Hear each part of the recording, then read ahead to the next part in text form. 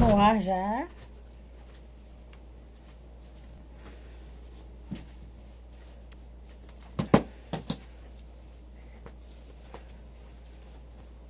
Boa noite.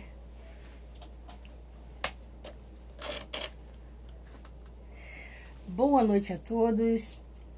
Hoje nós iremos falar um pouco sobre a uroginecologia e como esta especialidade pode lhe ajudar.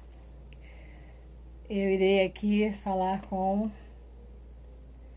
a doutora Maria Emília.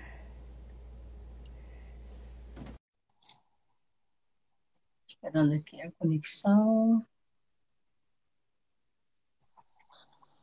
Oi, Boa boa noite. noite. Tudo Tudo bem? bem? Tudo certo. Doutora Maria Emília, seja muito bem-vinda aqui à nossa live. E Obrigada. nós estamos vendo as pessoas entrarem agora. E agradeço muito a sua participação conosco, é um tema muito importante para os dias atuais, para as mulheres, para os homens também, porque eles têm as suas esposas, as suas filhas, né? Então é muito interessante para toda a nossa assistência. E eu gostaria, então, que neste primeiro momento você pudesse estar se apresentando, falando um pouco da sua formação, da sua trajetória profissional. Então tá bom. Eu sou médica, ginecologista e obstetra uroginecologista. Eu fiz faculdade na Universidade Federal do Rio Grande do Sul, me formei em medicina lá. Depois eu fiz residência médica em ginecologia e obstetrícia no Hospital Fêmea, em Porto Alegre também. Depois eu fiz uroginecologia, que é essa especialidade voltada para o tratamento de incontinência urinária, prolapso genital, cirurgia vaginal no Hospital Pérola Byton, em São Paulo. Depois eu fiz patologia do trato genital inferior e colposcopia, que é uma especialidade voltada para o estudo das doenças causadas pelo HPV, que é o papilomavírus humano, na Unifesp, e depois eu fiz endoscopia ginecológica, que é uma outra especialidade que voltada para o estudo da cavidade uterina, da parte interna do útero, que é a esteroscopia, estuda pólipos, miomas, no SECOM, sim. Ah, legal. É, mas um currículo bem vasto, né? E pude observar também a sua experiência na, na sua rede social. E aí, poderia definir para a gente o que seria a uroginecologia e como se deu esse desdobramento da ginecologia, porque é algo novo, né? Isso, então assim, a uroginecologia é uma subespecialidade dentro da ginecologia, que é, ou seja, uma parte da ginecologia, né? Um desdobramento, que é uma especialidade voltada para a cirurgia vaginal. Como o ginecologista, diferente dos outros médicos, tem mais essa abordagem, que é cirúrgica, que é por via vaginal, né? E a uroginecologia é uma especialidade voltada para isso. E as duas principais doenças, assim, patologias que a gente trata é o prolapso genital, que a gente vai falar mais daqui a pouco, e a incontinência urinária, que é a perda de urina. Existem outros procedimentos que também fazem parte da cirurgia vaginal. Existe a infecção urinária de repetição, que também acaba sendo uma doença tratada pelo uroginecologista, mas a cirurgia vaginal é muito forte dentro da especialidade. Ah, legal. Uma outra coisa também. Estatisticamente, quais as disfunções da uroginecologia que mais incomodam as mulheres e as formas de prevenção? Tá. Então, o mais comum é a incontinência urinária, que é a perda de urina. 30% das mulheres em algum momento da sua vida vão ter perda de urina, então essa é a mais comum, tá? E depois é o prolapso genital. Então, a perda de urina, A incontinência urinária pode ser prevenida com... a gente vê pelos fatores de risco. Quais são os fatores de risco para incontinência urinária? Obesidade. Então, se manter com um peso ideal é uma forma de prevenção. Tabagismo é um fator de risco, então não fumar é uma forma de prevenção. Interessante. Exato. Então, sobrepeso, obesidade, daí tem outros fatores de risco que são parto. O parto normal é o principal fator de risco para incontinência urinária, tá? Não existe uma recomendação de fazer parto cesárea para evitar incontinência urinária. Mas a gente sabe que o trabalho de parto e o parto e o número de partos prévios é um fator de risco importante. Principalmente quando são bebês macrossômicos, ou seja, bebês grandes, trabalhos de partos demorados, parto que necessita instrumentar, que é o uso de fórceps, aumenta risco também. Paciente que passou por um trabalho de parto inteiro, chegou à dilatação completa e daí teve que evoluir para cesárea, não tem esse benefício protetor que o parto cesárea tem, entendeu? Então, quando se fala em parto cesárea que tem um risco menor para incontinência urinária, é aquela cesárea letiva, agendada, não uma que passou pelo todo o trabalho de parto e daí precisou fazer cesárea porque não nasceu o bebê, entendeu? E esse é um fator de risco tanto para incontinência urinária quanto para o prolapso genital. Então, menopausa também é um fator de risco. Então, o uso de estrogênio, que é um hormônio intravaginal, então os cremes de estrogênio melhoram a perda de urina. Então, o tratamento dessa menopausa, a gente sabe que só o creme já melhora em 30% a perda de urina. Então, olhando os fatores de risco, a gente sabe como prevenir. Fazer fisioterapia pélvica durante a gestação, controle do peso durante a gestação também ajuda a prevenir incontinência urinária, tá? Então, acho que esses são os principais. Exercício com carga, que nem crossfit, aumenta o risco de incontinência urinária. Então, carregar muito peso, grande quantidade de peso, aumenta esse risco. Então, seria outra forma de prevenir. É interessante, então, doutora Maria Emília, porque nós podemos observar assim muitas jovens fazendo exercícios com muita carga, né? E aí, então, não seria o ideal.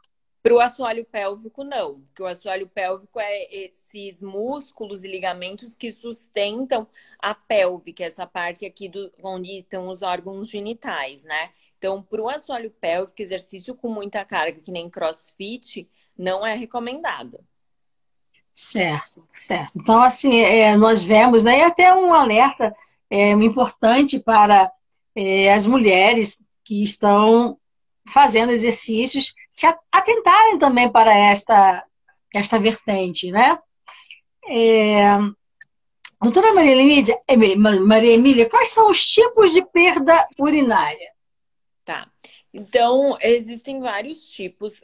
Os dois principais é a perda de urinária de urgência e a perda urinária de esforço. A perda urinária de urgência é aquilo quando...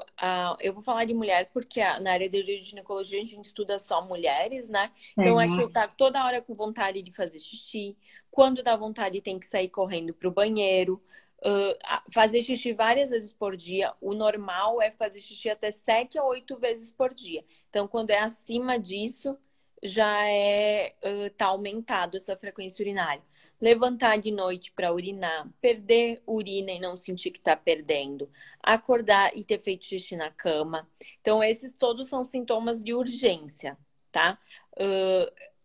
Já os sintomas de esforço, que é a incontinência urinária de esforço, é relacionada à perda de urina quando faz força. Então, tu perde urina quando tosse, quando espirra, quando se agacha, quando levanta um peso, quando sobe uma escada, quando caminha rápido, quando corre. Isso é a incontinência urinária de esforço. Existem outros tipos de incontinência, que é a incontinência por transbordamento, que é quando tem... Isso é mais comum, assim, a mulher que foi a vida inteira professora dela, sempre ficava segurando muito xixi, tá? E daí se acostumou com a bexiga ser mais complacente, tá? E isso acontece o quê? Que não sente vontade de Tá urinar. travando. E esse músculo detrusor, que é o músculo da bexiga, vai ficando fraco, tá? Então ele acaba não contraindo também, e daí pode acontecer incontinência urinária por transbordamento, porque daí a bexiga enche 1 litro e daí ela transborda, e daí perde por transbordamento. Isso é mais raro, tá? Os dois tipos mais comuns é a incontinência urinária de urgência e a de esforço. Isso. Também existem outros tipos que são ligados à bexiga neurogênica, que é os pacientes que são cadeirantes, enfim. Mas esses dois são os mais comuns, como eu falei. Certo. Olha, muito interessante, pertinente, porque as mulheres elas precisam estar atentas e saberem que existe uma especialidade de tamanha importância para as mulheres em geral, né? Agora, uma coisa, sobre o prolapso genital, como é feito o diagnóstico e como é realizado o tratamento? Tá. Ó, o William tá pedindo pra tu mandar um beijo, que ele é teu fã.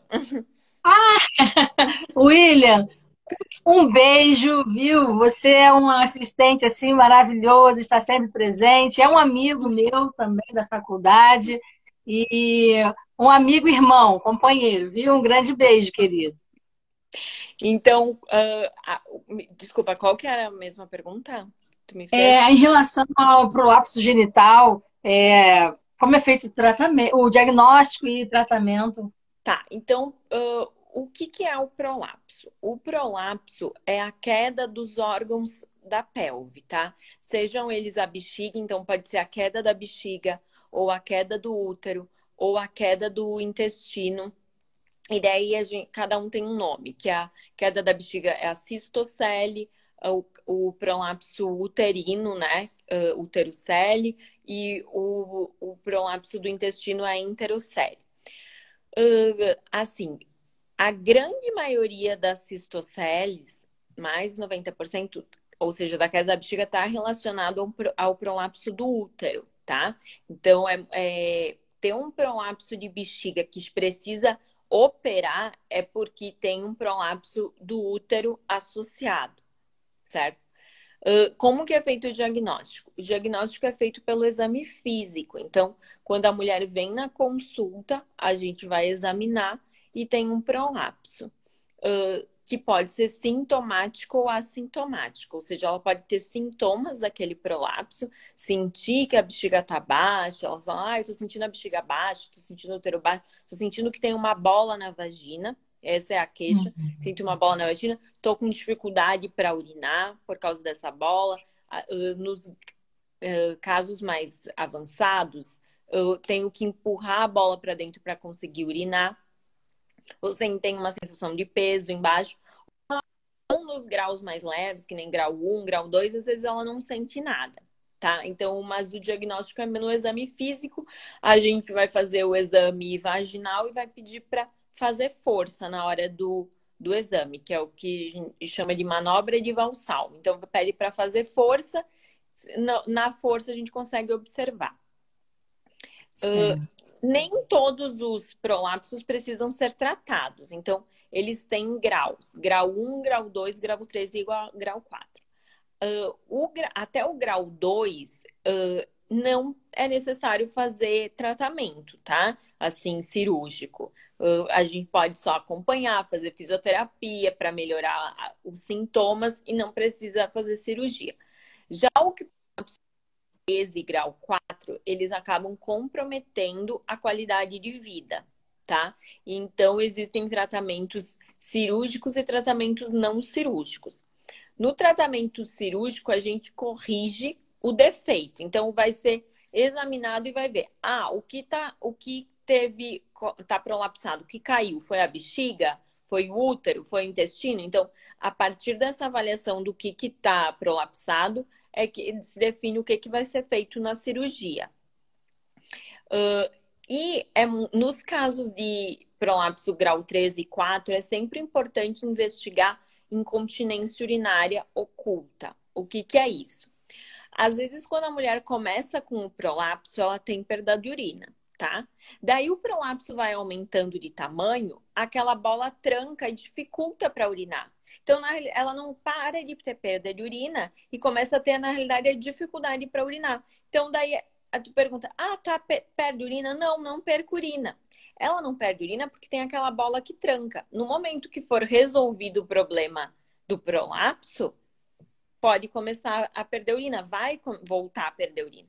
Então, o que a gente faz nesses casos? A gente faz um exame urodinâmico, que é um estudo urodinâmico ou urodinâmica completa, é a mesma coisa, que é um exame para avaliar se tem perda de urina associada ao prolapso.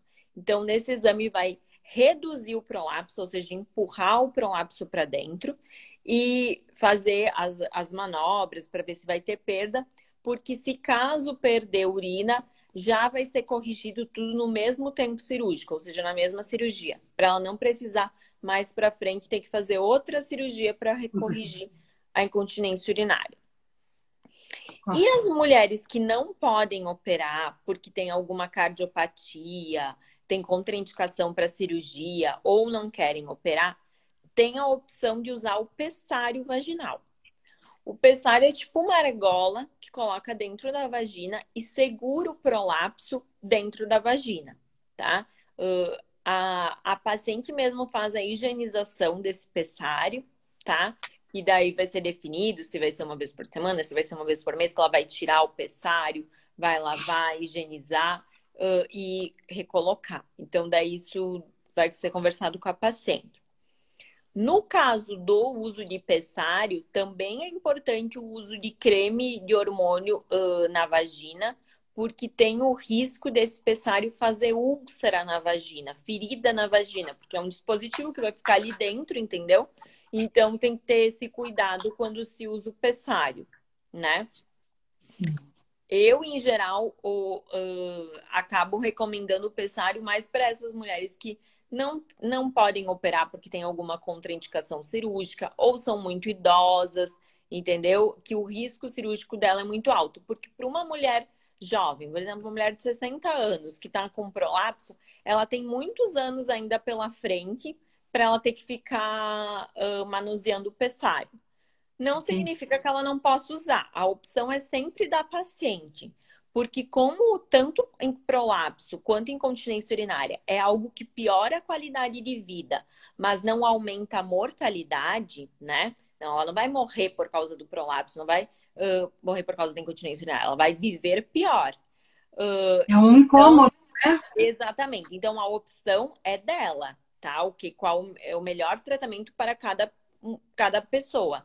Mas, em geral, essa é a recomendação. O pessário mais para mulheres que têm menos condições clínicas para cirurgia. Correto. Daí ela colocou aqui, prolapso é risco para infecção? A Vânia perguntou. Sim, tá? Uma das causas de infecção urinária de repetição recorrente é prolapso. Por quê? Porque quando tem um prolapso, por exemplo, da bexiga, tá? Essa bexiga esvazia mal. Então, o que que acontece? Acaba retendo urina dentro da bexiga. Por que que esvazia mal? Porque tem aquela bola que tranca, que ela tem que fazer mais força para urinar. Então, acaba que pode formar o resíduo, que é sobrar urina dentro da bexiga e as micções não serem tão eficientes. E essa urina que fica ali sobrando, esse resíduo, é um meio de cultura para as bactérias. Então, aumenta o risco de infecção urinária de repetição, o prolapso. Correto. Uma outra pergunta também que passou é a questão da tensão emocional também pode interferir na questão da perda urinária?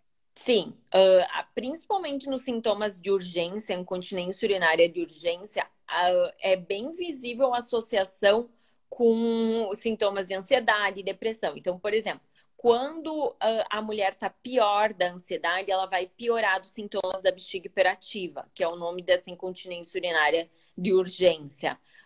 Ou está pior da depressão, vai piorar dos sintomas da bexiga hiperativa.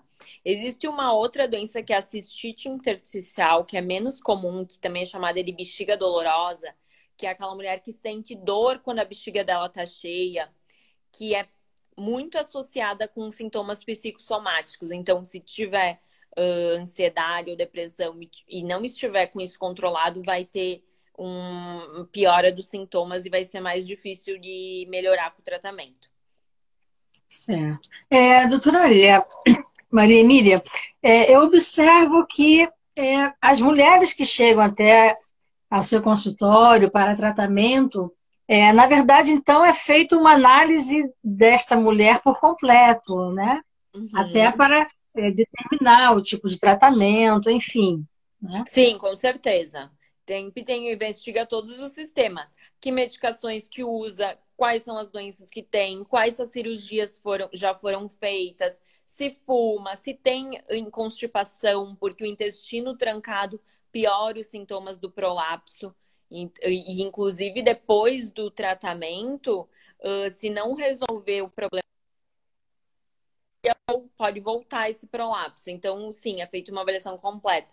Se está na menopausa, se faz tratamento para menopausa, ou se fez. Então, tudo isso é avaliado. Levado em consideração, né? Legal. Então, assim, a infecção urinária de repetição, ela traz uma problemática muito grande, quer dizer, indica que algo não vai bem com esta mulher, né? Exato. Deixa eu só explicar mais uma coisa ali, falando, complementando. Outra coisa que a gente pergunta é se ela tem glaucoma ou não. Por quê? Porque se tiver glaucoma, alguns medicamentos que são utilizados para tratamento de incontinência urinária de urgência não pode ser utilizado dependendo do tipo de glaucoma. Então, isso é uma outra questão do ponto de vista de anamnese sistêmica, avaliação sistêmica, que é questionado porque influencia no tratamento. Então, falando de infecção urinária de repetição, né? O que é infecção urinária de repetição? Então, são mais do que 3 infecções em um ano ou mais do que 2 em 6 meses, tá? Por que a mulher tem mais infecção urinária do que o homem? Porque a uretra da mulher é curta, que é esse canalzinho que leva o xixi da bexiga para fora do corpo. Então, isso facilita que as bactérias do intestino ascendam, subam pela uretra para dentro da bexiga, tá? A menopausa aumenta o risco de infecção urinária de repetição, porque o hormônio feminino tem toda uma ação no colabamento da uretra, que é o fechamento, então vai piorar. Geralmente as mulheres notam essa infecção urinária pós-relação sexual.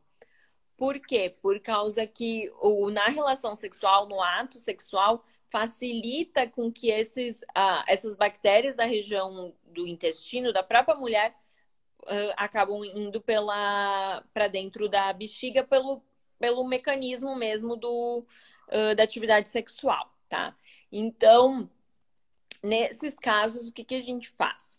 Quando a mulher consegue fazer essa associação de infecção urinária pós-relação sexual, a gente faz uma profilaxia, que é usar um tratamento para evitar que ela tenha infecção urinária após a relação. Então, toda vez que ela tem relação, ela vai tomar um antibiótico, que é em geral a gente usa a nitrofurantoína, tá? Que é para evitar essa infecção urinária. Nas mulheres que são menopausadas, tem que fazer o tratamento com o estriol, com um estrogênio tópico, que é uma pomada que usa para melhorar o trofismo da vagina, porque se ela continuar com a vagina atrófica, que é secada, não vai melhorar a incontinência.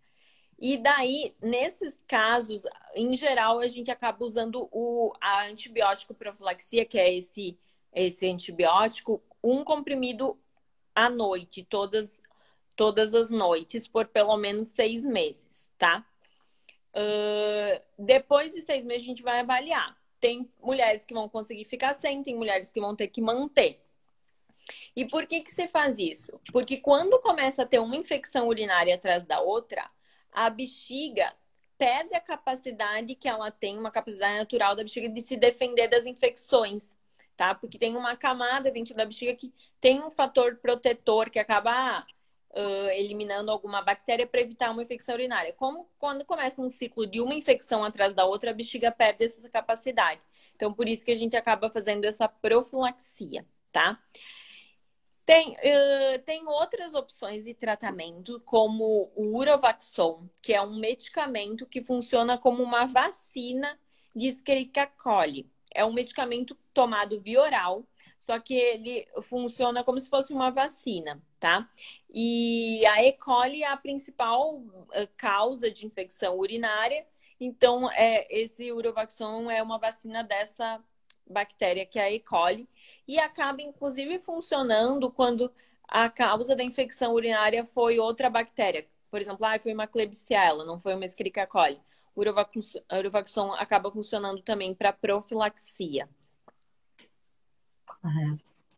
É interessante nós observarmos que é uma situação que muitas mulheres passam e muitas das vezes, até mesmo numa sala de espera, num PSF ou num consultório, a gente observa que a mulher muitas das vezes não sabe a quem recorrer, né, ao especialista, enfim. E esta live vem dirimir um pouco isto, né, para que nortear realmente as mulheres de forma a buscarem o especialista correto, certo, para resolverem as suas questões nesta área. E agora eu gostaria que você comentasse um pouquinho sobre as técnicas utilizadas nas patologias pertinentes à uroginecologia, né, na questão também das cirurgias menos invasivas, né, esses procedimentos mais complexos. Certo. Então, assim, vamos começar falando um pouco sobre incontinência urinária de esforço, tá? Então, como que a gente trata isso? Nos graus leves, a gente trata com fisioterapia pélvica, tá? Tratamento da menopausa, com a questão Quando eu falo tratamento da menopausa aqui, eu tô me referindo à síndrome urogenital, que é o quê? A influência que o ressecamento da mucosa vaginal, da falta do hormônio feminino, tanto sobre a uretra quanto sobre a margem de vagina, acaba piorando os sintomas da perda de urina. Então, tratamento inicial é isso. Trata a constipação, trata com hormônio local, fisioterapia pélvica. Quando isso não resolve, a gente parte para a cirurgia da incontinência urinária, tá? Que essa cirurgia, o nome é sling, que é uma tela que a gente coloca embaixo da uretra para parar de perder urina. Ela é colocada via vaginal, essa tela, por isso ela é uma cirurgia minimamente invasiva. E ela é livre de tensão, ou seja, a gente não prende ela em nada, ela é presa pelos próprios, pelo trajeto que ela faz dentro do corpo, tá? E ela serve para fazer uma sustentação. Então, o que a gente fala da incontinência urinária de esforço é que existe uma hipermobilidade da uretra, ou seja, vou botar como exemplo aqui essa caneta, ela é muito móvel. Quando a gente coloca a tela do sling, o que acontece? Ele dá um suporte. Então, quando essa uretra for fazer esse movimento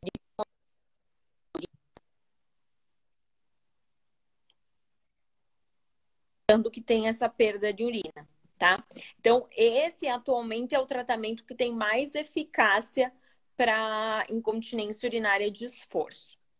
Já para incontinência urinária de urgência, também fazemos fisioterapia. Existem medicações que funcionam como se fosse um calmante para a bexiga. Por quê?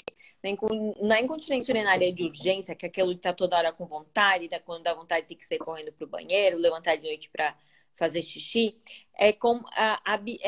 existe uma contração aumentada do músculo da bexiga, é como se essa bexiga estivesse irritada. Então a gente vai dar um medicamento para acalmar essa bexiga, tá? Então, explicando num vocabulário bem simples, seria isso. Quando esses tratamentos não funcionam, a gente faz a aplicação da toxina botulínica, que é o Botox, dentro da bexiga. E isso se faz por cistoscopia, que é uma câmera que coloca dentro da bexiga e faz várias aplicações, 20 a 30 aplicações dessa toxina botulínica, porque o objetivo é paralisar esse músculo que está contraindo em excesso, tá? E assim, paralisando esse músculo, vai conseguir que essa bexiga aumente a quantidade de urina que tem dentro dela para dar vontade de fazer xixi. Então, a mulher não tem mais que ficar fazendo xixi toda hora, que é um dos problemas da incontinência urinária de urgência e perder urina por urgência. Então, esse também é um tratamento minimamente invasivo, porque ele é feito por via endoscópica, que é por cistoscopia, para incontinência urinária. Existe o laser, tá? O laser é outra forma de tratamento de incontinência. Ela serve mais para os casos leves de incontinência. E quem mais se beneficia do laser é mulheres que não podem fazer o uso de hormônio na vagina, que é mulheres que já tiveram câncer de mama, tá? Então, essas mulheres acabam tendo muito sintoma de síndrome urogenital, que é a falta do hormônio feminino na vagina, e elas acabam se beneficiando muito do laser, porque o laser tem um efeito tão bom quanto do uso do hormônio. Ele também é feito no consultório, não precisa ir para o hospital, não precisa internar.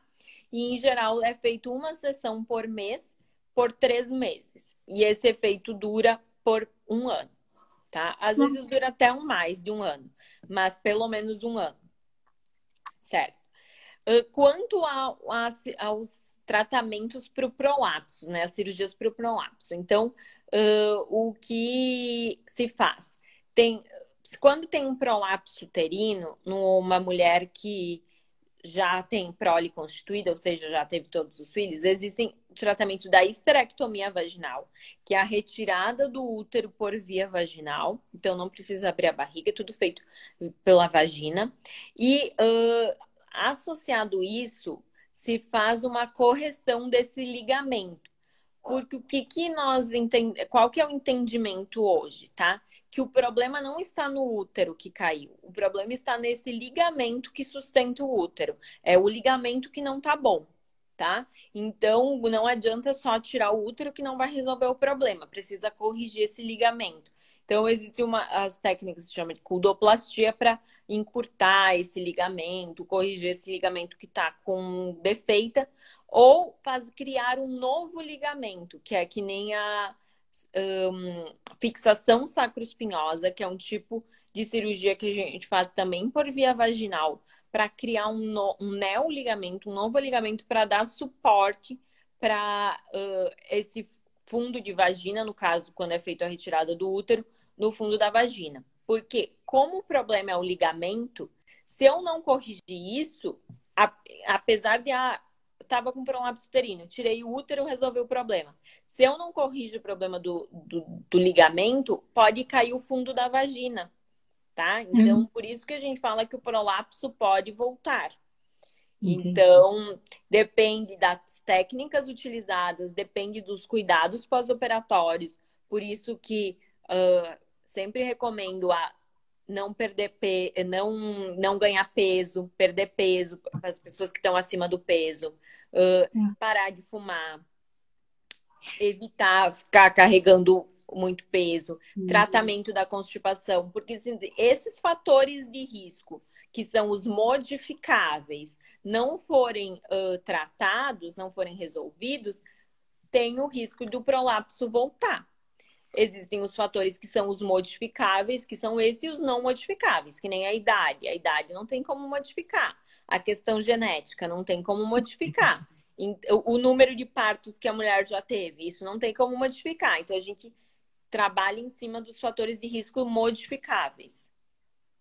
Interessante. E, doutora Maria Emília, no caso, tudo isso é feito em um mesmo procedimento, a retirada, né, e Uhum. a questão dos ligamentos. Isso, é tudo feito no mesmo procedimento. E no caso também, para a mulher acaba sendo melhor em função de que, por não ser tão invasivo, ou seja, em questão de sangramento, recuperação, tem como falar algo assim? Sim. O ideal é se fazer tudo no mesmo procedimento, corrigir tudo no mesmo cirurgia. Não se faz isso, vamos fazer ou agora primeiro uma cirurgia para corrigir a bexiga, daí depois numa outra cirurgia a gente corrige a incontinência urinária e coloca o sling. Por isso que inclusive se investiga incontinência urinária oculta antes, né, para fazer tudo no mesmo procedimento, porque o resultado cirúrgico é melhor, tá? Essa cirurgia, por ela ser via vaginal, não tem um sangramento tão grande, tá? E o risco de infecção também é baixo. Cada cirurgião acaba tendo essa técnica. Eu tenho alguns cuidados que eu faço, que eu degermo todas as pacientes antes da cirurgia, mesmo sendo cirurgia vaginal, que é algo que não são todos os cirurgiões que fazem, eu degermo. E depois eu faço antisepsia. Então, assim, eu nunca tive nenhum caso de infecção de cirurgia vaginal, mas eu tenho alguns cuidados, tá? Cirurgia com tela, que é que nem o sling, ou a fixação sacroespinhosa, ou a sacropromontofixação, que são algumas que utilizam telas, existe um risco maior de infecção, e existe um risco maior de sangramento. Então, tudo depende de cada técnica. É sempre o buscar o ser o menos invasivo possível, né? A melhor técnica para cada paciente. Atualmente, na uroginecologia mundial, falando a nível mundial, existe uma tendência a se buscar a evitar o uso de telas. Então, quando é possível, a gente corrige o defeito sem utilizar tela. Então, assim, tem um prolapso uterino. Eu posso usar tela e posso não usar tela. Eu vou preferir usar uma técnica que não usa tela, tá? Quando o prolapso é do fundo da vagina, então vou acabar utilizando tela, porque eu não tenho mais como acessar aquele ligamento, vou ter que criar um novo ligamento. Então, essa é atualmente o que as sociedades de uroginecologia do mundo estão orientando, né? Correto. É interessante, eu observo assim que a questão é preventiva realmente para a mulher é de grande importância. Aí, até o que me chamou muito a atenção no seu trabalho é justamente isto, alertar as mulheres a se prevenirem quanto ao autocuidado, até porque para o bem-estar da mulher é muito importante estar atenta a estas questões, né? Sim, com certeza. É aquela coisa, existem fatores de risco modificáveis e não modificáveis. O que a gente consegue modificar, que nem que está relacionado à obesidade, tabagismo, excesso de carga, a gente dá para ajudar a evitar que no futuro tenha uma incontinência ou um prolapso. Ela perguntou aqui, a Vânia, pode haver rejeição da tela? Sim, pode haver rejeição da tela. Com o sling, não dá para colocar tudo no mesmo saco de gato. Então, assim, uma coisa é tratamento de incontinência urinária, uso de tela de sling, que é uma tela bem pequena, bem fininha, e outra coisa é tratamento de prolapso. Com sling é muito raro haver rejeição da tela, tá? Já no tratamento do prolapso, hoje em dia a gente está proscrito, ou seja, não se faz mais o uso de tela para a parede posterior da vagina, que é no caso de quando o intestino está caído, tá? Que é a enterocele. Não se faz mais, porque existe o risco da migração dessa tela. Então, assim, tem casos de pacientes que operaram e 9 anos depois a tela migrou para dentro do intestino. Então, Nossa. existe esse risco. Então, não se faz, tá? Então, se faz tela para parede anterior quando não é possível fazer uma correção sítio específica, que é usando o tecido próprio do paciente para corrigir, tá? Primeira cirurgia, tá com uma cistocele, com uma bexiga caída, é a primeira vez que ela vai operar. Eu vou preferir não usar tela, eu vou fazer uma cirurgia corrigindo com a própria face, que é o próprio tecido da paciente, corrigir aquele defeito. A gente entende o prolapso como se ele fosse uma hérnia, tá? Então, ele é como se fosse uma hérnia, só que na região genital. Então, eu vou corrigir essa hérnia, esse defeito. Prolapso uterino, mesma coisa. Eu vou preferir fazer esterectomia, retirada do útero, ao invés de usar a tela, tá? E corrigir os ligamentos. Ah, já não tem mais útero, então já vai ser uma segunda cirurgia. Nesse caso, eu vou usar tela. Então, é mais ou menos isso, tá? Que se faz. É isso, exato, é complicado. Por isso, assim, precisa ser alguém que entende do que está tratando. O que eu vejo na prática, o que dá problema? Às vezes a pessoa operou com uma pessoa que não era especialista nisso, e é por isso que dá problema. Sling na mão de especialista, que é a cirurgia incontinência urinária, é muito raro dar problema de ter que fazer uma uretrolise, que é uma cirurgia para retirar o sling. Então, assim, precisa ver com quem está fazendo a cirurgia, né? É interessante, que assim, aqui no canal, eu gosto muito de trazer especialistas, profissionais que tenham a visão própria, por exemplo, a sua especialidade, né? É importante porque não adianta a pessoa fazer simplesmente com um ginecologista, né? Porque houve um desdobramento, não é isto? É exato. Então, o ideal é fazer realmente com o uroginecologista, mais Exatamente. específico, né? Para que o tratamento seja positivo. Com certeza. Porque daí o resultado acaba sendo melhor, né? Não é incomum encontrar mulheres que operaram e depois de poucos meses, 3, 4 meses, já está com prolapso de novo. Então, isso é porque a técnica não foi adequada. Geralmente se fala o quê? Uma recidiva, que é um retorno de um prolapso com mais de 6 meses, é alguma condição inerente ao paciente, tá? Uma recidiva com menos de 6 meses é falha técnica. É mais ou menos o ponto de corte que a gente usa. Porque nós observamos assim, que atualmente, né, de uns anos para cá, existem muitas subdivisões, ou seja, cada vez especializações, e isso faz uma diferença, né, conforme a doutora está colocando agora para a gente, né?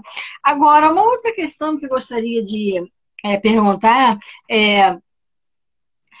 seria necessário intensificar mais a orientação para as mulheres, a questão da prevenção, porque nos dias atuais eu vejo assim muitas mulheres com tipos de queixas que já têm tratamento, já tem cirurgias próprias. Seria pertinente assim, ampliar a questão da prevenção e da orientação? Sim, uma coisa que eu acho interessante é a orientação de fisioterapia pélvica durante a gestação, que é algo que ajuda a prevenir incontinência urinária e prolapso genital. Outra coisa que poucas mulheres fazem e todas se beneficiam são os exercícios de Kegel, que são exercícios para contração do assoalho pélvico, tá? Isso todas as mulheres podem fazer e ajuda a prevenir incontinência urinária, que é um exercício de apertar a vagina, deixa 5 segundos ela apertada, solta a vagina, deixa 5 segundos relaxada, e assim vai se fazendo. Pode fazer 10 repetições de manhã, 10 repetições à tarde, 10 repetições à noite, né? Então, esse exercício simples. Outra coisa que quase ninguém fala e que é ruim para o assoalho pélvico é aquela mania que as mulheres têm de não sentar no vaso para fazer xixi. Ela vai em algum lugar, dela fica com nojo, não vou sentar no vaso. Isso é ruim para o assoalho pélvico, tá? O ideal é forrar o assento e sentar. Por quê? Porque ela fica numa posição totalmente contraída para ficar naquela posição e, ao mesmo tempo, ela tem que relaxar para conseguir fazer xixi. Então, daí acontece, faz um esvaziamento incompleto e tal. Então, são coisas simples que podem evitar disfunções. E o mais importante, não fumar, obesidade, então controlar o peso e exercícios de excesso de carga, que também tem uma influência sobre aumentar o risco de incontinência urinária e de prolapso genital. Sim.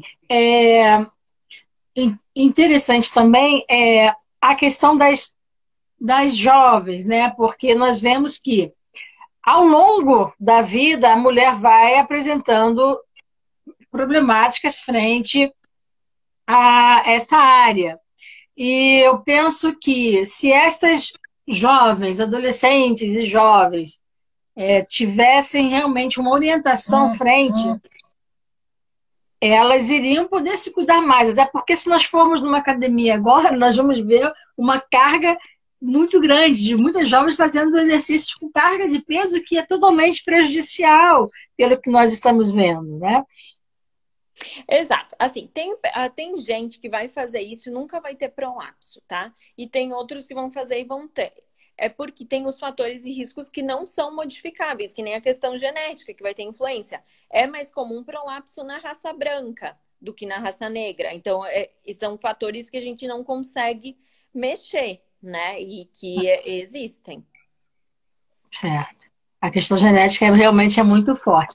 Doutora Maria Emília, agora poderia falar um pouquinho para a gente, porque eu sei que também é uma parte de seus estudos, a questão do HPV, prevenção, tratamento. Certo. Então, o HPV, o papiloma vírus humano, não é uma especialidade da uroginecologia, é uma especialidade da patologia do trato genital inferior, que é uma outra área dentro da ginecologia.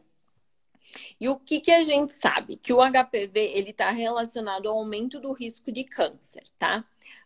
Existem o HPV de baixo risco e o de alto risco, que são dois grupos. Então, são mais de 100 tipos de HPV que a gente acaba rastreando junto com o Papa Nicolau, são mais ou menos uns 37 tipos, e a gente subdivide em alto e baixo risco, tá?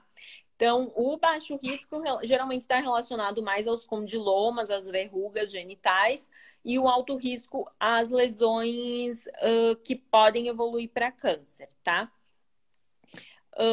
Aqui ela está perguntando, acho que andar de bicicleta pode causar risco relacionado ao prolapso, né? Não, andar de bicicleta é tranquilo, pode andar. Tá? Fazer exercício é bom, né? E tem que ser feito. Aqui tem alguns exercícios de carga, que nem fazer agachamento com peso. Isso aumenta o risco de prolapso. Andar de bicicleta é tranquilo.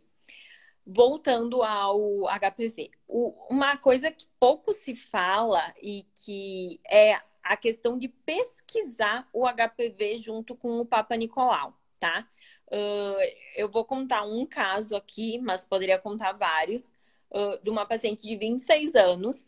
Ela veio, a gente fez o Papa Nicolau negativo e fiz uma pesquisa de HPV. Essa é uma coleta que faz junto com o próprio Papa Nicolau, com o preventivo, e veio um HPV 16 positivo, tá?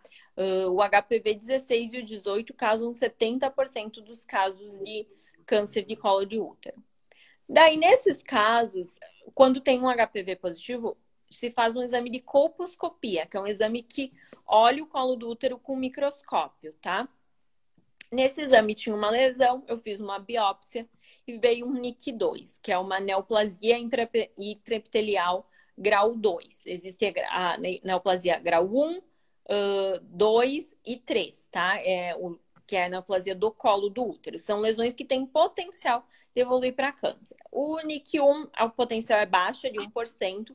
O NIC2 e NIC3 é em torno de 10%. Ela veio esse NIC2, ela acabou não voltando, enfim, eu sempre convoco, acabou não voltando. Ela voltou 4 meses depois, a gente fez uma nova biópsia, tá com NIC3. Então, assim, Se ela tivesse esperado um ano para coletar um novo Papa Nicolau, assim, é uma paciente que se beneficiou muito da pesquisa do HPV, porque se ela estava com um Papa Nicolau negativo, se eu tivesse esperado um ano para coletar um novo Papa Nicolau nela, provavelmente isso aí já estaria evoluído, talvez ela já estivesse com um câncer. Então, assim, é um exame que os convênios cobrem, tá? O convênio cobra, tem convênio que cobre já o PCR, que é a genotipagem, que é um exame que tem uma qualidade melhor, que ele é mais sensível. Tem convênio que só cobre captura híbrida. Ele é um exame menos sensível, mas ele nos ajuda também. E que ele nos agrega muito valor. Tanto que tem alguns países que o rastreio já é com pesquisa de HPV e não mais com preventivo do colo do útero, tá? Porque esse exame ele acaba fazendo diagnóstico precoce. Por quê? Porque a gente sabe que 99,9% dos casos de câncer de colo de útero são causados pelo HPV. Então, se tem um HPV negativo, não tem como ter um câncer, né? Então, só para exemplificar a importância desse exame e que poucas pessoas ainda conhecem. Nossa, é muito interessante, porque, na verdade, deveria ser feito em larga escala, né? É, exato. Em larga No escala. SUS, ele não faz parte do protocolo do SUS por uma questão de custo, tá? Tem alguns países desenvolvidos que ele já é, ou eles fazem os dois, o preventivo e a pesquisa do HPV. Tem país que já faz só pesquisa de HPV, e daí depende do protocolo, de sistema de saúde de cada país. Aqui, atualmente, nos convênios, alguns convênios cobrem a genotipagem, que é um exame melhor, outros cobrem captura híbrida. E a vacina é importante, tá? Vacinar. Todo mundo, todas as mulheres até os 45 anos podem se vacinar com a vacina quadrivalente, que ela é para 4 subtipos, que é o 16, 18, que são os dois principais do alto risco, 6 e o 11. Mulheres acima de 45 anos podem se vacinar com a vacina bivalente, que é a 16 e o 18, tá? Mesmo mulheres que já tiveram HPV, que já fizeram tratamento de HPV, se beneficiam da vacina porque ela gera 57 vezes mais anticorpo que a infecção natural. Então, a chance de uma recidiva, ou seja, ter uma nova lesão por HPV em mulheres vacinadas, é 80% menor em comparação às não vacinadas, tá? E daí tinha uma pergunta que passou se faz preventivo com mais de 60 anos, né? Então, a recomendação do Ministério da Saúde é parar o rastreio com 64 anos se tiver 2 exames negativos, ou seja, 2 Papa Nicolau negativo, tá? Então, se a mulher não trocou de parceiro, ela tem o mesmo marido a minha vida inteira, 2 Papa Nicolau negativo com 64 anos, ela pode parar o rastreio. Se houver algum novo evento, troquei de parceiro, tá? Daí, nesse caso, ela vai continuar fazendo o Papa Nicolau. Ou se ela já teve alguma vez alguma lesão no colo do útero, já teve um NIC 1, um NIC 2 ou um NIC 3, ela vai continuar fazendo o rastreio até o final da vida, tá? Então, essa orientação é para quem nunca teve Papa Nicolau alterado e para quem não teve nenhum novo evento aí na vida, pode parar com 64 anos. Correto. No caso, a questão estrutural para o exame não interfere. Pelo avançar, eu digo pela idade, né? Conforme existe a questão do. O que é mais importante, mulher pós-menopausa, é fazer o uso do estriol, de um creme vaginal de hormônio 21 noites antes do exame, para 3 noites e coleta. Ou seja, então vai começar o uso do creme 25 noites antes do exame. Usa 21 noites direto, para 3 dias e coleta. Por quê? Porque quando a atrofia, que é o ressecamento da mucosa vaginal e do colo do útero, piora a qualidade do exame. Então, coleta menos, consegue coletar menos células, e pode ser que o Papa Nicolau venha alterado, que o patologista viu uma célula e acha que está alterado só por causa do ressecamento, tá? Então, a recomendação é essa, porque o exame tem uma qualidade melhor e dá menos falso positivo, ou seja, alteração que na realidade não é alteração, tá? Correto. Uma pergunta. Quando vou dormir, faço vários xixis. Por quê? Então, uma das primeiras coisas que se faz para tratamento de incontinência urinária e tal é medidas comportamentais. Então, a recomendação é evitar tomar líquido depois das 6 da tarde.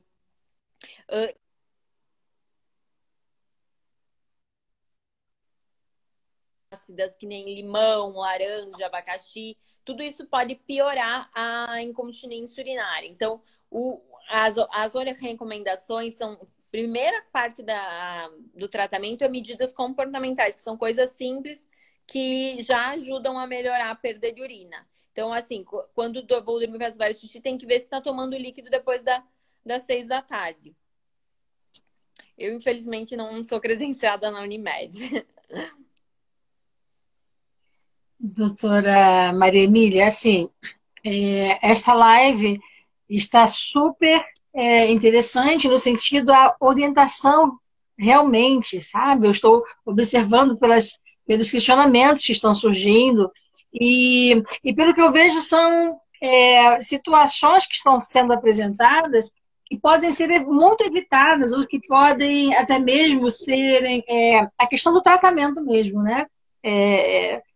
Até mesmo a cirurgia não invasiva, minimamente invasiva, enfim, que eu creio que esta live está servindo e muito para esta orientação. Pena que está acabando o nosso tempo, né? Falta 2 minutos para terminar. Olha, suas considerações finais, então, eu já quero, assim, agradecer muito a sua participação, né? Eu sei que seu bebezinho está aguardando, né, o término da live. Eu agradeço muito. Suas considerações finais, por favor. Então, eu quero agradecer o convite, me colocar aqui à disposição para quem quiser enviar alguma pergunta, pode enviar. Eu sempre tento responder o máximo, né?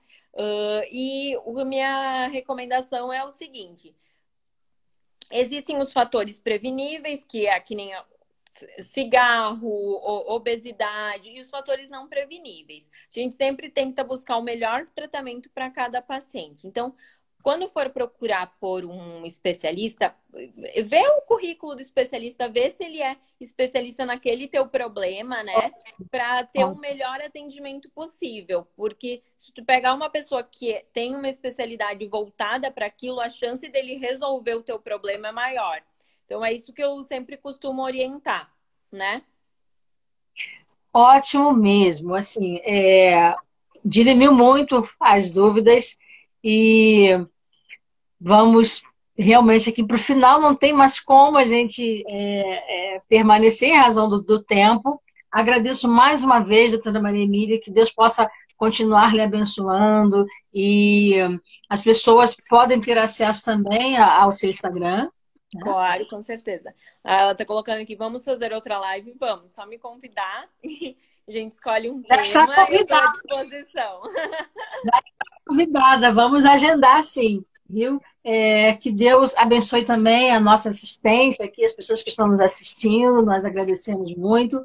Mais uma vez, muito obrigada, viu? Obrigada para quem mandou pergunta, para quem estava aqui com a gente. E vamos reagendar sim, a gente combina. Tá bom? Tá bom, um beijo. Um beijo. Tchau.